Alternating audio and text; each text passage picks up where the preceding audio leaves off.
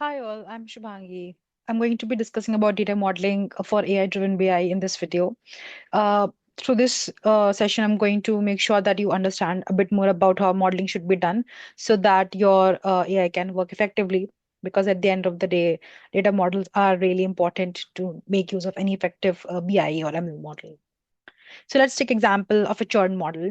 I'm sure at some point in time you would have heard about like how customer churn is calculated.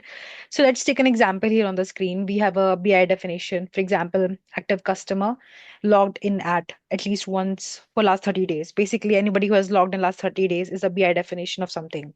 Now, how would you classify that as an ML feature?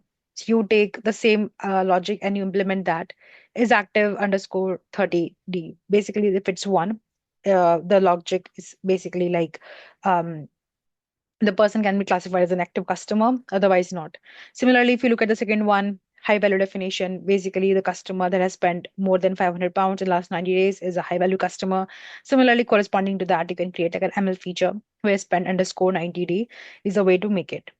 Let's talk a bit more about like why these two are important. These two are important because if you look at these two, BI definition and the ML feature, they both are standing on similar logic or business principles.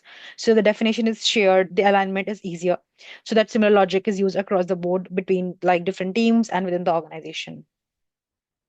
Let's talk a bit more about slowly changing dimensions. SCDs describe like how dimension attributes change over time. For example, a customer changing areas or a product changing categories. So in the screen, if you see, I have given two examples. The first is you override the old value with the new one. So if you have a customer that changes a city from London to Paris, which is the type one, we override. So if you see on the table, we have like a customer A and the city here is Paris, which means like the previous record has been overwritten and it has been replaced by the latest value. Second, if you see each change creates a new row with start date and is current. So basically, we're tracking history in this. It's called the type 2, in which, like, if you see there are two records. The first one for customer A has city London, there is a start date, and obviously the current flag value is no because the customer doesn't live there anymore.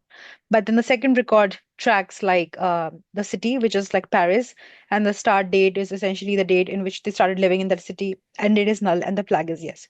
So these are two examples of like slowly changing dimension in which like the first one indicates how data has been overwritten and the second one indicates like how you can track the movement of a customer over time. Let's talk about semantic layer. Semantic layer is important because it's a logical layer that sits between the physical data and the customers, BI and ML. And it is important because you would want to maintain consistency, governance, and explainability across the models. I'm going to talk it in more detail in the next slide. Designing semantic measures that support ML explainability, then using DAX, LookML metrics to standardize the business logic, and then lastly, feature definition, which is like your model cards and governance. So if you have a metric, let's say revenue, it can mean different things to different teams.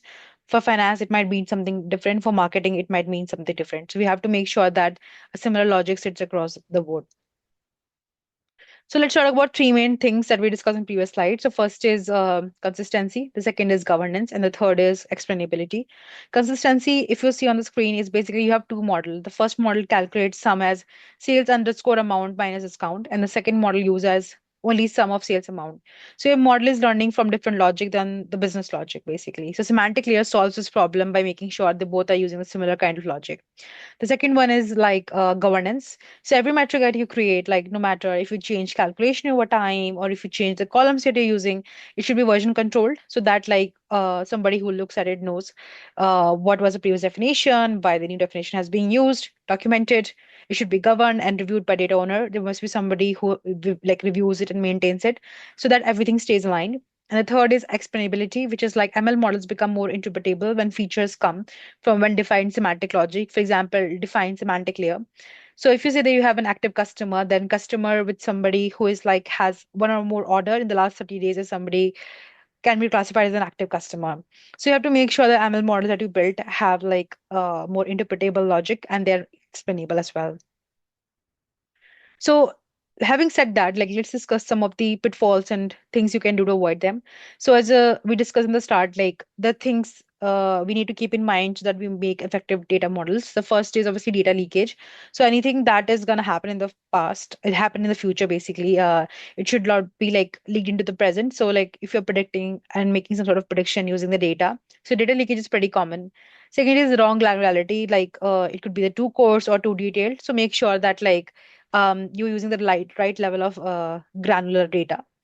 Third is unstable join. It happens far more than we can say. Like the joins are not done properly. So make sure you're using the right joins and connecting the data properly. Fourth is overfitting features baked into the model. So sometimes your model can be overfitting, underfitting. So make sure like you keep like track of like how your model essentially works around the data model. And then lastly, poor historical tracking. As we saw in an example, like sometimes we tend to overwrite the data on the previous. So it's always good to have some historical track of like how data has changed, when it has changed, that there is more clarity across the board. I hope this video helps to understand some more effective things on how you can design better data models. But if any questions, please feel reach out to me or ask any more. Thank you.